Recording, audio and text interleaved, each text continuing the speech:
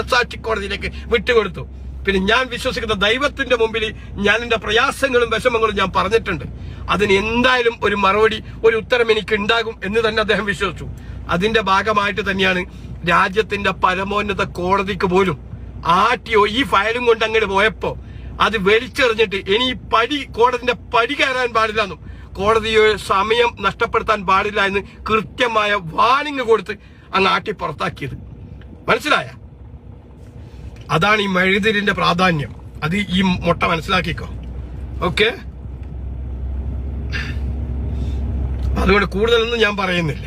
ഏതായാലും നീ ഉദ്ദേശിച്ചതും നീ പറഞ്ഞതും ആരെയാണെന്നുള്ള കാര്യം ഇവിടുത്തെ കേരളത്തിൽ അരി ഭക്ഷണം കഴിക്കുന്ന ജനങ്ങൾക്കറിയാം.